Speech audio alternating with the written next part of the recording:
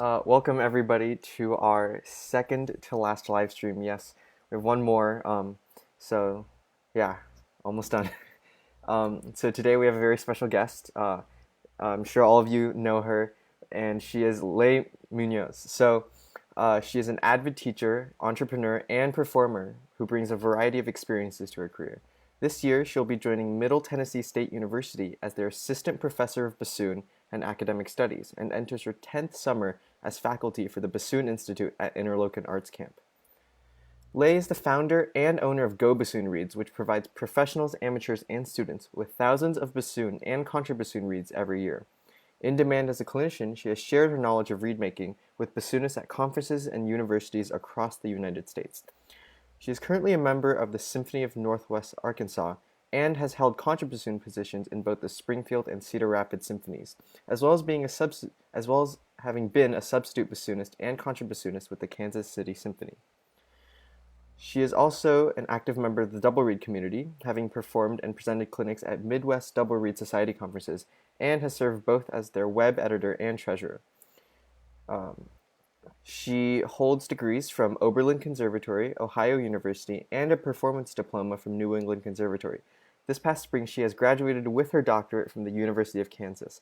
Her principal teachers include George Sakakini, Eric Stomberg, and Richard Spoda. So, hi, Dr. Muñoz. How are you doing? Hi, thanks for having me. Great. Yeah. So, how have you been holding up in this sort of pandemic situation? It's interesting. Starting a new job in the middle of a pandemic and moving to a new state has definitely been a life experience. But it's all about, rolling with what you got and making it work. And I think we're all doing that. That's kind of a uniting theme for everybody. This pandemic is everybody's just got to make it work however we can. Yeah, and I really appreciate you being here. I was super excited for this one. Me personally, I've used GoBassoon Reeds, so this is a really cool thing to be able to meet you. So yeah, super glad to have you here. It's great to be here. And yeah, without any further ado, we will start with our masterclass session. Our player, his name is Taki, and I will bring him on to introduce himself. One second. There we go. Hi, Taki. How are you? Oh, you're currently muted. Great. Hello, I'm good. How are you? Good. How are you? Why don't you tell everyone a little bit about yourself? I'm Taki. I'm from Skokie, Illinois, and I go to the Interlochen Arts Academy where I study with Dr. Eric Stomberg. Great. So today, Taki will be playing the solo and cadenzas from Scheherazade and solo from Una furtiva lagrima. So I will play his recordings from Scheherazade first.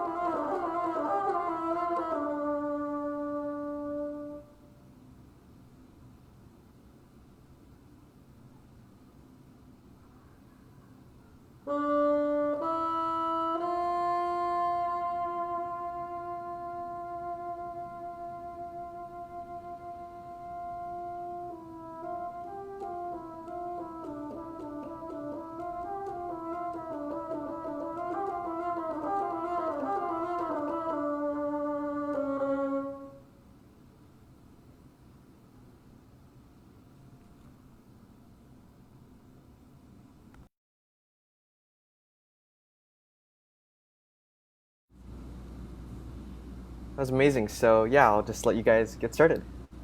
Nice job. I was very impressed when I heard these. You have a very clear sense of musical idea with what you're doing with these, which is one of the hardest things to portray when you're playing these. So I really, especially the first solo, you had a very clear idea and it came across very well.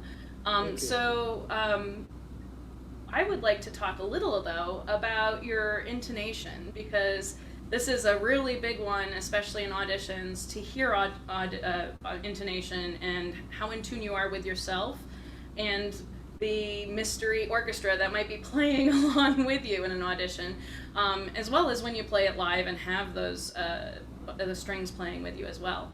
So could you go ahead and maybe let's start with the first solo. If you could just play until I have the first, until the B flat dotted quarter note for me. If you could play that again, so we can talk about it. Quarter note?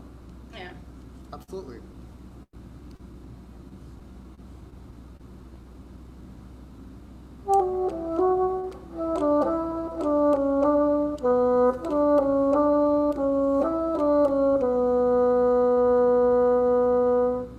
Good. So it's better than the recording. It's already improved some, but there's still a little bit off between your B's and D's and F sharps, which is, what's going on underneath you. It's kind of really important to get that B minor notes to really click in with what's being played underneath you.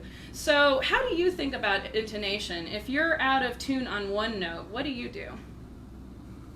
Usually I'll naturally listen to try figuring out if I'm sharp or if I'm flat, and then I'll adjust as needed. How do you adjust it? I try to adjust with my embouchure. Sometimes I'll use a vowel. If it's on the lower register, sometimes I'll actually kind of like raise the bassoon out a little bit. Yeah, all of those are good things. So you have a lot of the key elements already, but since we're talking about you being slightly out of tune with yourself, like not all the notes are fitting in, we don't want you switching like that on every note. So usually when I find that I'm not in tune with myself, that there's something off with the voicing, and the voicing is actually quite a complicated thing. And you've already talked about a couple things. For instance, you talked about using your lips to bring a note up or down. Or you talked about, where your lips were on the reed as well. That's another part of it. But there's actually a lot of things that are potential problems to help bring yourself in tune with yourself that you can adjust. So it starts at the core of it, of everything. We talk about air support all the time as wind musicians, and that's one thing. So air support is one thing that can help you bring you in tune. But we also have the next part of voicing, the next layer, is the amount of air. And then as we travel up, you talked about the vowels, right? Like ta, te, ti, all of those that can affect your tongue position down here. And then we have also inside our tongue position that's inside of our mouth. Then we have how far apart our teeth are. Then we have the lip pressure and the shape of our lips. And then we have our reed, if it's working or not, which is also something we talk about a lot as well. And then finally we have the fingering, the correct fingering at the end of that chain of voicing. So all of these things add up, if they're balanced right, to an in-tune note at any dynamic. And there are some things in your voicing that should be movable depending on what range or what note or dynamic you're playing. And there's some things that should, remain constant.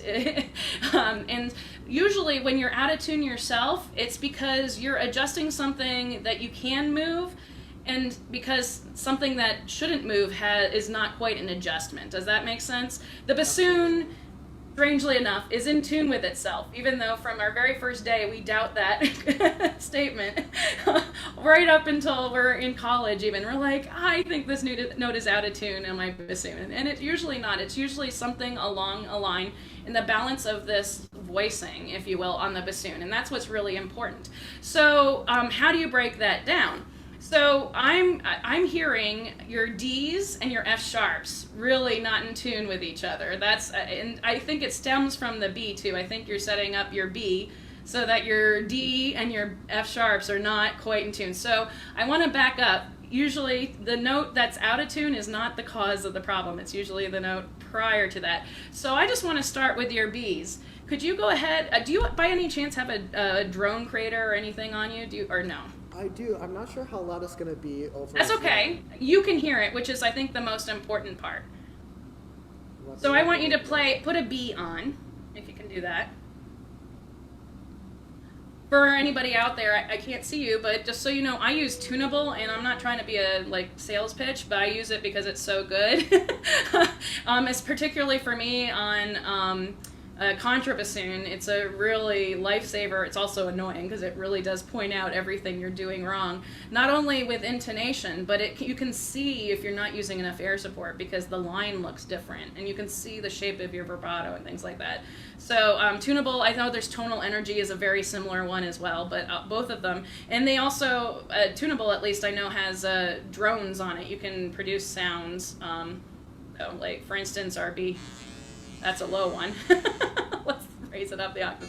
So you can have the different sounds going on while you play, which is really nice because I like drones a lot because that helps you find the voicing, I think, better than even just looking at yourself on a tuner. So do you have a B going yet? Go ahead and put a B on and play a B along with it. Oh, we can hear it. Just from the beginning to the B? Just play a B. Okay. Yeah.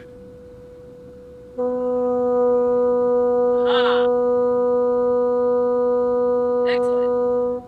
So what did you learn there? That my B's were flat. Oh, were they? They sounded high, and it sounded like you lowered them. But play it again. Try it again. There we go. Good. What did you adjust? It felt like I was adjusting my tongue position a bit. Tongue position. So give me more specifics. What did you do with your tongue position? It almost felt like I raised it a little bit. Raised it here or in the back? In the front, I would say a little bit. The front. Okay, that's very interesting. I like that. Let's try moving it a little back, and that's where we talk about syllables. Say maybe a te or a t to have it in the back. Because the front is, believe it or not, one thing that I like to keep the same for a lot of times. That's something that I feel helps our resonance a lot. And when we adjust it in the front of our tongue, we can lose resonance a lot. So try adjusting it just a little in the back. Say te and play in the bassoon. Okay.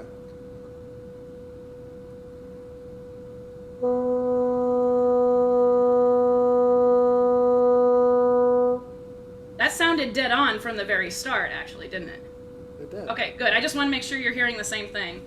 That was really, really good. So this is what I'm thinking is maybe what's causing some of your intonation problems as you go up. So now I'm going to step away from the excerpt for just a second, and I just want you to play B, C sharp, D, E, F sharp. So, oh, my reed is dry. I was talking too much.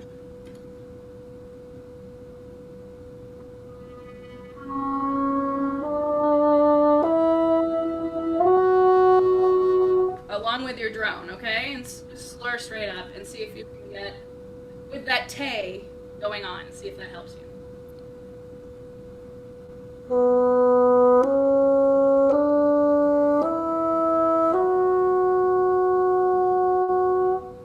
We're much closer. I would still say your D and your E are still not quite there. So that means you just need to do a little bit more as you go up, right? So we as bassoonists, I like the fact that you are not using your lips, by the way, in this case, because this is the first trap we fall in when we're young. As we go up, we need to use more lip, right?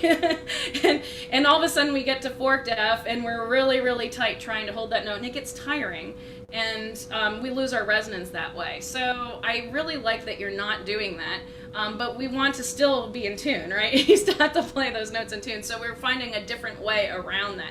I think maybe it might be a little bit more lip pressure, but let's go ahead and let's try and see if you can just keep raising the syllable in the back as you go up and see if that helps you be in tune on those notes. So play that scale one more time.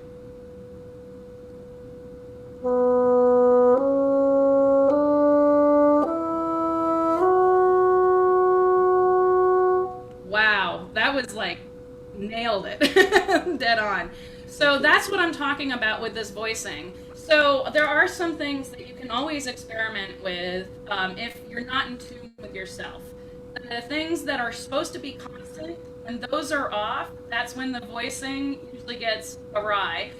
Or you're not changing the things that are supposed to change. So for instance, air support is pretty much constant. You want that on to play bassoon.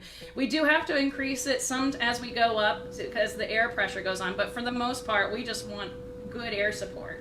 The amount of air will change. That's something that definitely changes if we're playing loud or soft. And then as we go up, I do like to talk about syllables. So I use like something that's a little bit lower for below the staff. So and then notes that are in the staff are usually ta. And as we go up, we go te until it's back. But the thing that never changes with the tongue is the front part of the tongue, like we were talking about. I like to have that pretty open. I like to think about it as if I have like a jaw breaker or something in my mouth. And that space should be nice and open. So it's only the back of the tongue that changes with the te and ta. You can even feel and see that when you say those syllables. And then the lip pressure will change depending on if we're playing soft or loud, but it shouldn't change to make a note really in tune, right? That's something that we should, it takes away our resonance. It makes us soft and makes us, our dynamic change. So we want to not use that unless we're really struggling and can't find something else. Then finally, you have to have an in-tune read and you have to have the in-tune fingering too, which is really important. I'm guessing you are venting or flicking that beat because it sounds pretty nice over Zoom. Yes. Okay, yeah, sounds lovely. So, all right, so maybe leave the drone on, and I want you to hear you play now that same opening, and keep this in mind, this te, where you ended up, where everything was in tune. See if you can play the whole piece, the whole first section in that intonation.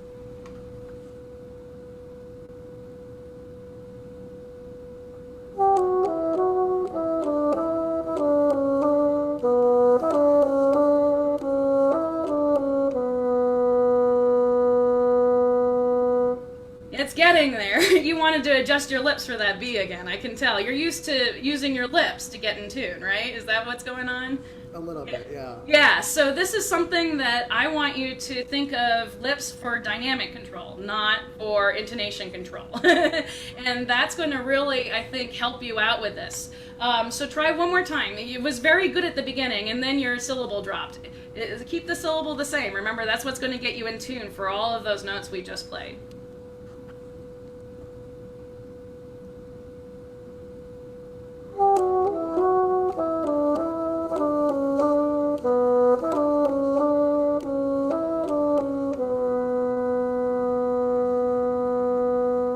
Good. How'd that feel? Did that feel weird? It felt a little bit weird in the beginning, but then it felt like it evened out. Yeah, I think you're still tense about the beginning, and everybody is about, like, it's something that seems to be consistent. At some point when we work on this excerpt, we get a little tense. I'm looking for my reed. There it is. Now it's really soaked. And we get a little tense. So that's when just practicing. Just nice and slowly, that G and F, because there's nothing that says that it has to be. There's nothing. Matter of fact, I draw a legato mark on that G 8th note, grace note, just to remind myself. It's really, there's grace notes that are there for like sound effect, and you know, like they're to create a sound effect, and there are ones that are supposed to be melodic. And I think this grace note is actually a melodic, on the melodic side.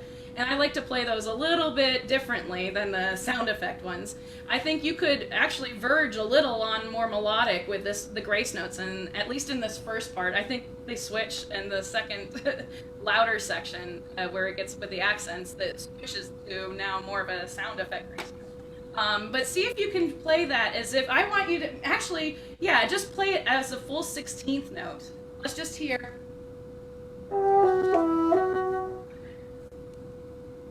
Go ahead and just play that much.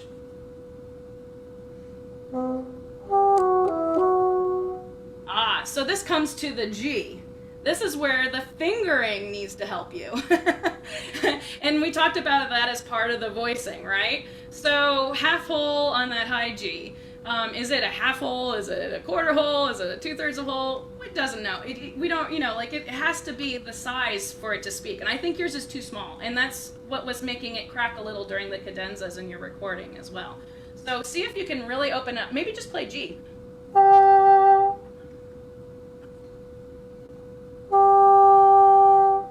That was beautiful. So nothing changes. Just because it's a grace note and the start of a major excerpt. Nothing changes about that G. It just, you go on from that. So now play it as in the 16th note again. Ba-da-da-da.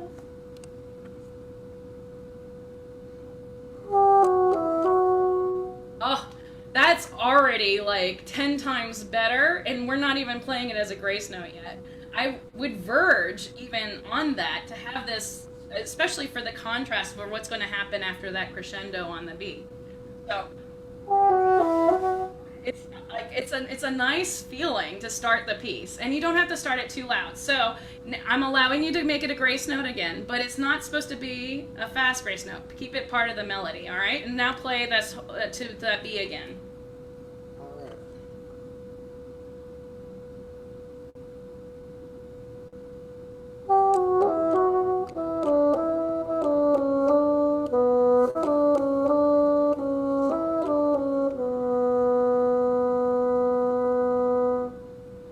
How did you feel starting that time?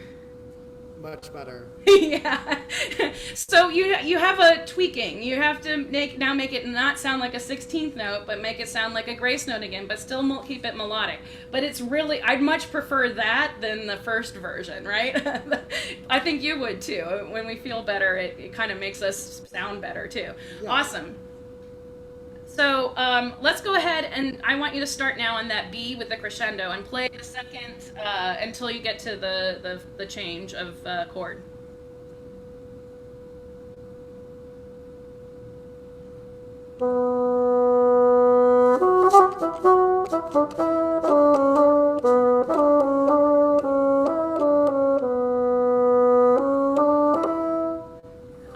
Did you hear how your voicing had changed by the time you got to that B at the end? Yeah, so that's where it's coming back. So it's going to take some time. Voicing changes usually take a while to click because they're minute little changes that will have long-term effect, but we're used to practicing them in a different way. So just keep that in mind. You know how to fix it now, though. Excellent. So let's talk a little about these accents. I'm not sure I'm hearing them as accents, at least in that last performance.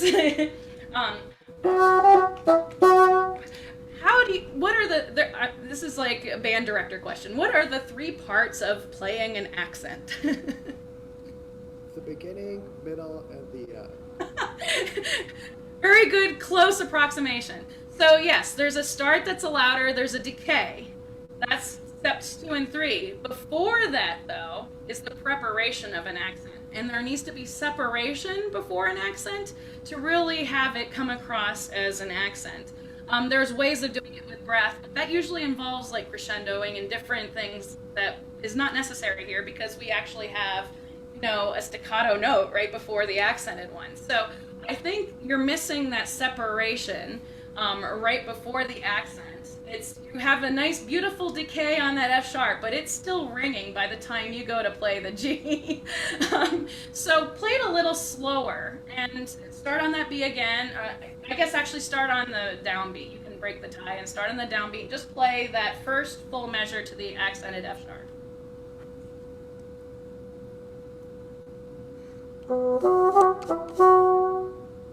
One more time. Try it again. A little slower.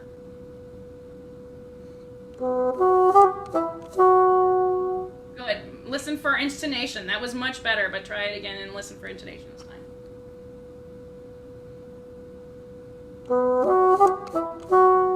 Aha, listen, play that B again. Your B is getting off again.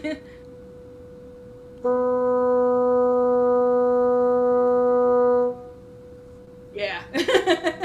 It's weird. It's, again, the lips versus the tongue position. Which one should win? And your lips right now are winning. So open up the lips and use the te, because you want to make sure everything else is supported, but you're going to have to support it with your tongue position rather than your lips. So good. Let's try the...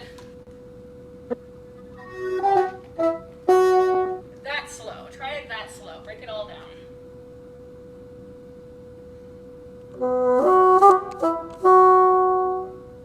And one more time with a lower B.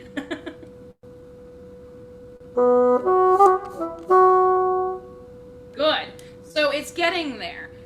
And now I'm not hearing any of the louder attack on the F sharp, on the accent.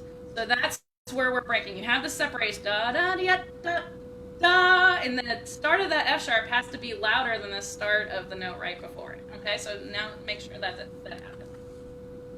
Same speed.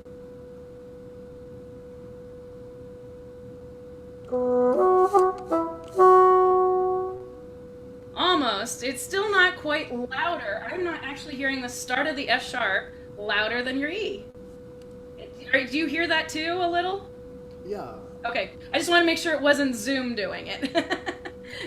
See if you can get that F sharp louder. And I think you're going to really behoove by not pinching as much with your lips. So keep it nice and open.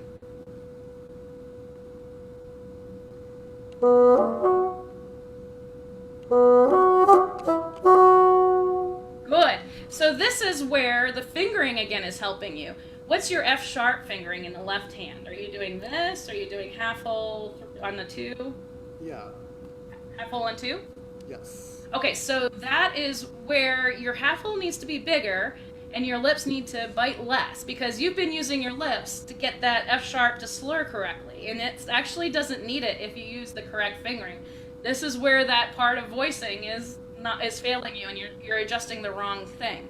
So that's why the first time when I told you to be nice and open on it, it cracked. It's because your half hole was much too small on your second finger. So open it up a little more and trust that the fingering will make it correct. All right?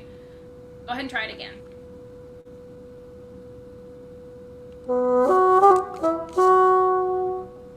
Getting there. It's still a little sharp. You notice you don't have to lip as much, right? That F sharp will go.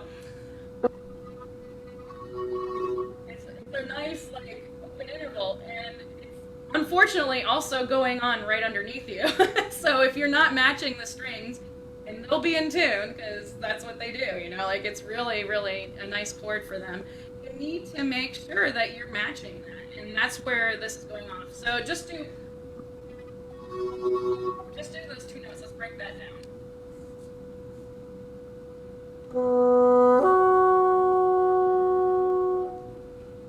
See the difference? So you that time you lowered a pitch by lessening the amount of air, but it's still loud. You need to make it loud. So that wasn't the right choice. You need to make the F sharp in tune by doing something else. So try something else in that voicing read. Oh, that was it. That was like a big difference. What did you change? I changed my voicing from like kind of like a T to a T. On the F sharp, right? Yeah. Nice. Yeah, that made a really big difference. So that's what you need to do in order to do that. That's the right voicing, because now you're playing in tune intervals at the right dynamic, right? All of the things fit together.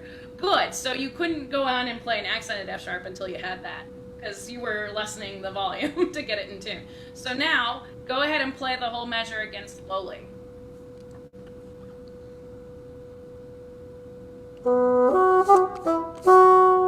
There you go.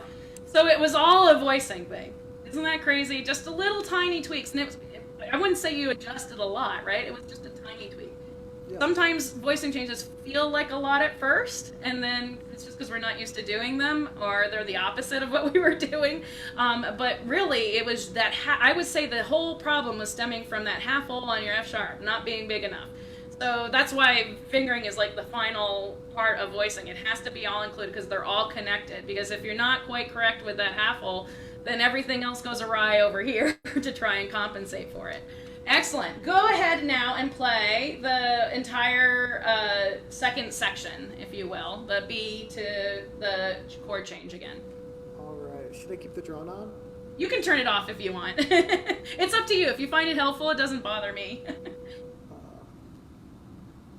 Quickly set my reed.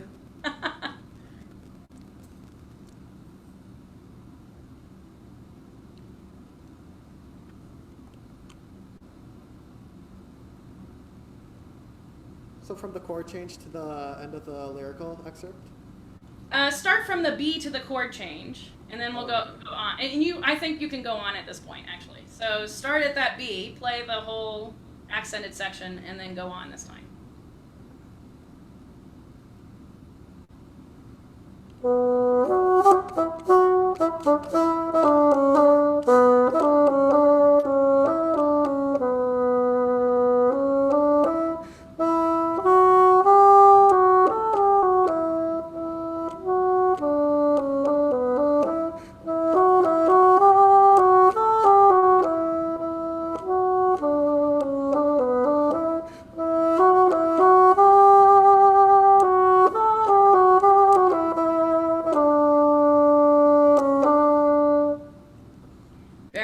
Okay, so excellent. This is much better. So one last thing before we move on is again with voicing, because this is where this is going to be the thing that can take your musicality to the next level. Because right now you're being limited by the things that you're trying to fix not quite correctly, right? Like the F sharp not having the correct half hole. So the other thing is, when we were bassoonists, I don't know, how long have you been playing bassoon? For about 4 years. 4 years, okay. Like our first year or two, we're usually going up to like forked F, right? That's like, yay, we made it to forked F. And then we look at the fingering for F sharp and G and we're like, and we stop for a little bit, right? We're like, I made it to forked F, I know 2.5 octaves, that's exciting. So we go a year or so, sometimes longer, sometimes shorter, depending on the person though, knowing that as we go up, the pressure of the instrument, we need to support more as we go up. That is great and fine and dandy until we get past F, because F is the most resistant note on the bassoon. As we go up, it decreases, and all of a sudden, the things that we're so used to doing when we go up, which is increasing our, voicing, whether it be with the vowel, the air support, or a little bit of lip, that suddenly has to go the other direction. But we're trained from an early age, up equals more of all of these things. And that's where kind of the trap you're falling in with, too. That's why you had to change your voicing to go up to the F sharp from the B. Because all of a sudden we're in a note that's less resistant than B. It's very weird. And you're seeing this with the G's as well. So you're seeing G's and A's, they are up. They are the highest notes parts of this. And so I need to increase my voicing to go on these. We're actually need to do the opposite direction, which is relax a little. And so you went sharp on these notes. I have to really open up because G is a note. We have G's and A's are going to one that point out if you're doing the voicing right, because they are bendy notes. Right? We can make some, we can smear them as much as we want. And it's really kind of fun if we want to do that, but it also, if we don't voice them correctly, they just go wherever we're telling them to, which is not always what we want. So with the G's, you need to open up from, so you're at E, which is the second most resistant note, then to F, which is not as resistant, and to G, which is really not, and needs to have a lower voicing. So just play E, F sharp, G.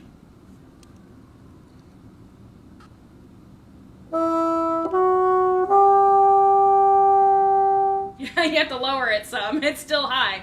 So the nice thing is our G's, all three octaves, are actually really close in voicing. That's the nice thing. So you already know it, you just haven't learned it as the high G yet.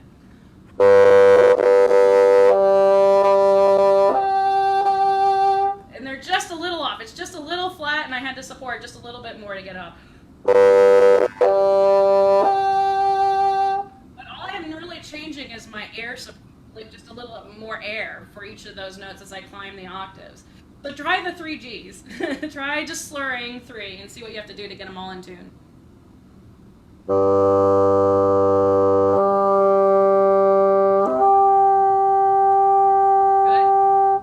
So we learned some things there. So for one, you're used to using more lip to get half whole G out, right? The middle one.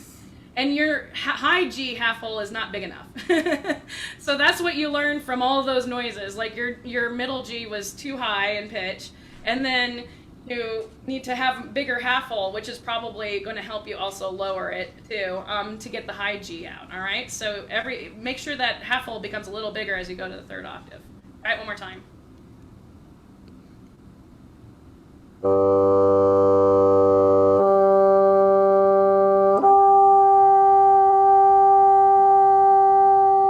That was already much better. Did you notice how little you have to fight the motion, right? You don't want to move. Did you feel like you didn't have to change at all? Yeah, it definitely felt like my voicing stayed the same throughout it. Very weird, right? Yeah, so this is something that we don't realize. Just because we go up to F and then we stop for a while and we get used to going up equals and increasing on this. And that's kind of what you're doing. You're taking the voicing of E and making it higher in pitch as you go up, but you need to make it for a less resistant note, and that's what's going on. So try that E, F sharp, G, and see if you can really force yourself to relax a little as you go up.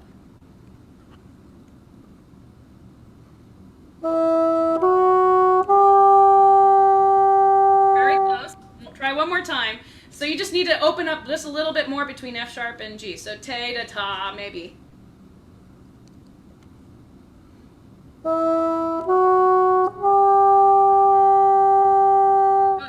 So the nice thing is, once you get G, A is very close. So now I want you to go from E, F sharp, G to A, so that you can hear that you don't have to really, once you get there, it's kind of nice. F sharp to A and G, they're all very close to each other.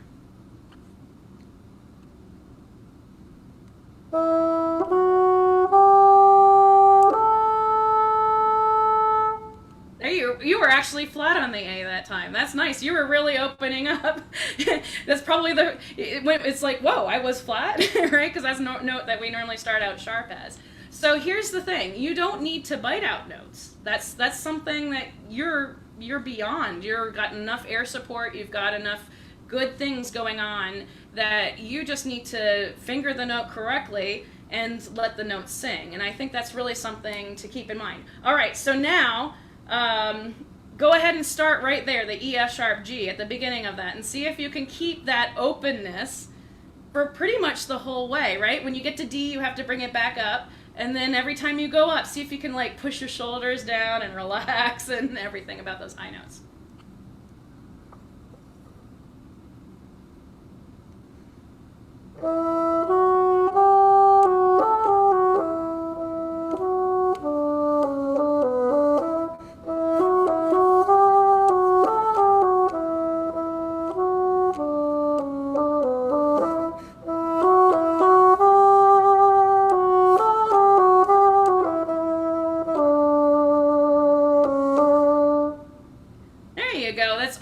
Like so much better intonation wise. I don't know if you can hear those A's are like so much more golden. So really well done. I think we've actually really talked the hour away. So I'm happy to work with you at some other point, Taki, on the other pieces you presented, because you sound lovely and I can talk about the cadenzas maybe. But since we've been talking for 45 minutes, maybe we should go ahead and stop there. Bravo, nice job. Thank you so much. Yes.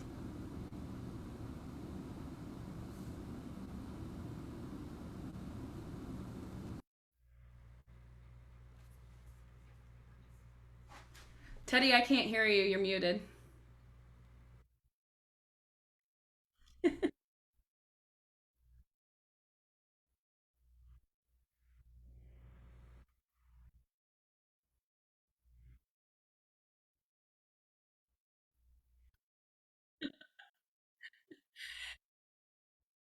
Like everybody else, I made reeds for myself, and I was very self-conscious about them at the beginning. I didn't sell them until I'd been making them for about 15 or 16 years because I didn't want other people to see like the little things wrong with my reed. I'm very detail oriented, and that kind of something that I didn't want other people to see. But there came a point where I was taking in the second half of the first decade, so somewhere like 2006 to 2010, there were lots and lots of auditions, and there were auditions for first bassoon, second bassoon, third and contra, first and contra. There was a whole bunch of wide-ranging skills that you needed to do for very different jobs, and I was taking all of them. I was at the point where I was like, I want to go see what I can do in the audition scene.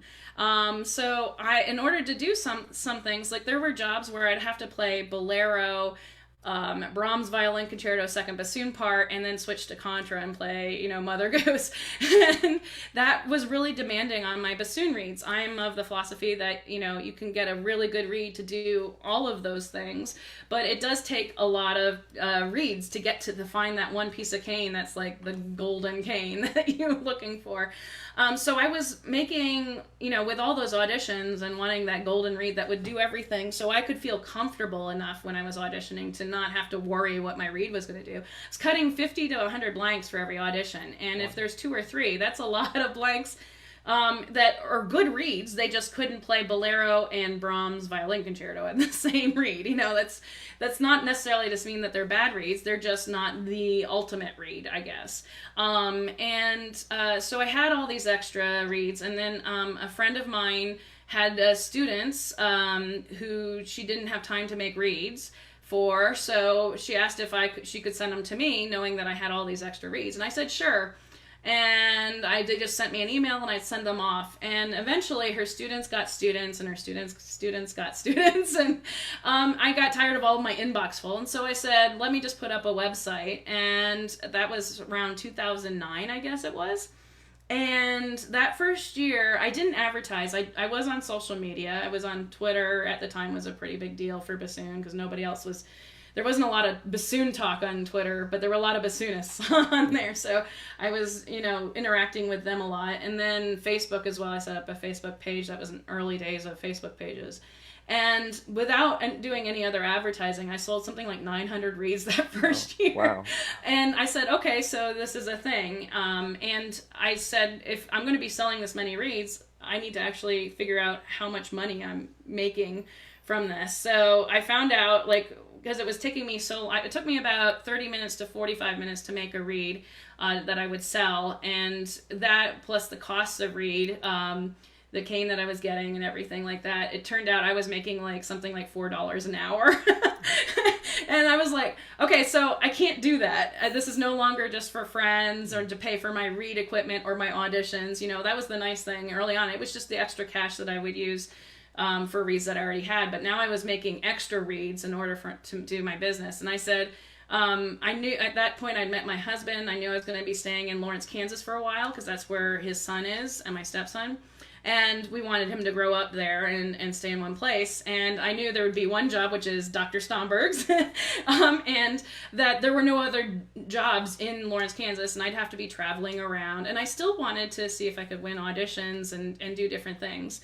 So I needed to have that flexibility, and reed making gave that to me. So I was able to make the reeds. If I got called last minute, I think one time I got called for Kansas City 2 hours before a Tosca performance or something like that, and I ran and played contrabassoon. I didn't even have time to listen to the opera all the way through, let alone anything else. But if I had been working a retail job at the time, I wouldn't have been able to do that and still have my job. The nice thing is with reed making, I just made them later that night, and sometimes that meant for a lot of sleepless nights, but it worked out, and I was able to speed up the amount of reed time that I, the time I spent on each reed, and I also made it cheaper, the overall cost of product at the very beginning, before I made it into reed. All of those costs I decreased, and so I was able to maximize it. And I did have to raise my price a little. I was unrealistic with my price point, so that's kind of where I ended up to where I am today. Is now a reed that's pretty fast to make and doesn't cost as much. Yeah. For those of you who missed the question, I think I had myself muted.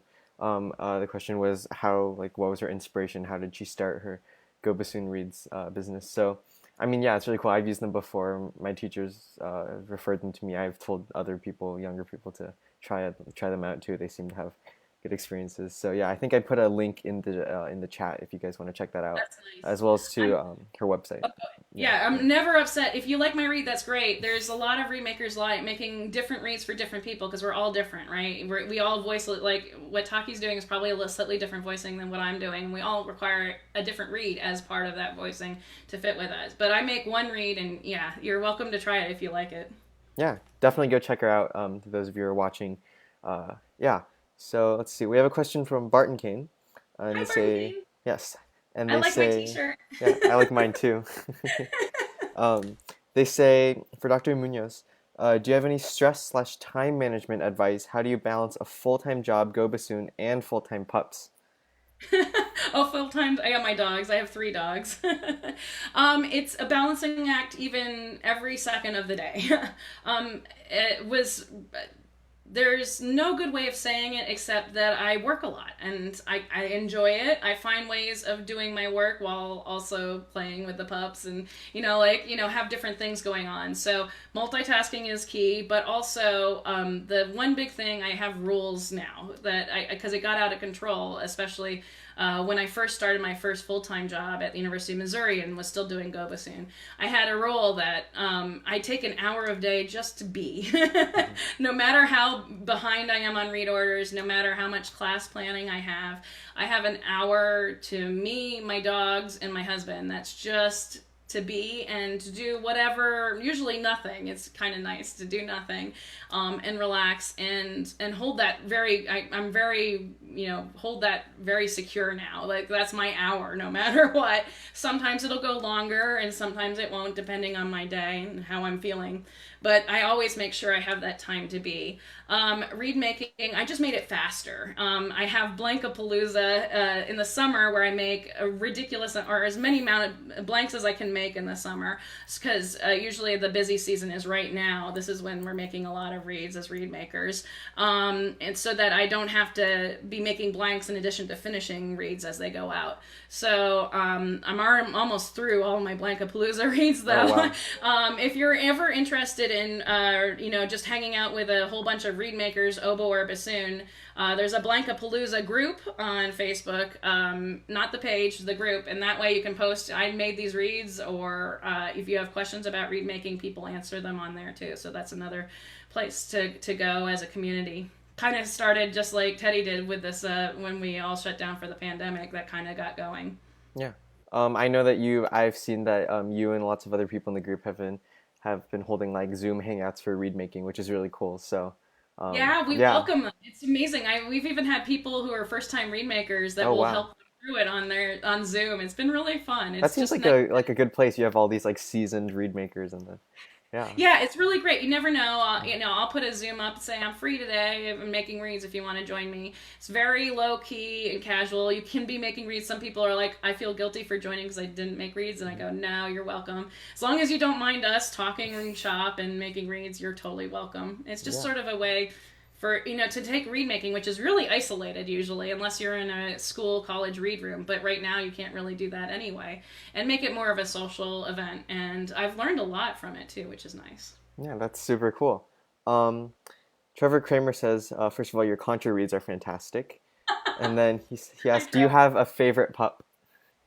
I have a favorite pup. Oh, the questions are all about my dogs. I actually have one asleep at my feet. I don't have a favorite dog. I mean, if you really twisted my arm, I mean, our first dog is what made us want more. Her name is Roxy, and she's about 12 years old right now. We adopted 3 pit bulls, and we've rescued all 3 of them from various different situations. And I love all of them because they're really, each one of them has their own personality. So, but Roxy, just, your first dog, that's kind of always going to hold a special place in my heart. Yeah, yeah, definitely. Speaking of dogs, Barton Kane, they also own a very cute dog called Lucille. If you guys are ever interested, go check out their Instagram page, Facebook, lots of pictures. While you're there, go buy some cane. She's got the fuzzy, fuzz. Super yeah. cute. She's great. Yeah. I see them posting pictures of like taking her on hikes and stuff all the time. Amazing. Yeah. What's also amazing is their cane. They have super high quality gouge shaped profiled cane. So if you are ever in need of, uh, just if you if you're learning to make reeds, if you don't want to spend the time processing your cane, check them out. Amazing quality. They have a lot of shapes, a lot of profiles, lots of different types of cane. A ton of people use them from beginners. We've had lots of people who have, lots of artists on our live stream series who use Barton cane. So definitely check them out. They're at bartoncane.com. And yeah, I think with that, we will be concluding our live stream. Next week, we're going to take a break, and then for the first week in October, I believe, we will have our last live stream. So yeah, stay tuned, everyone. Bye.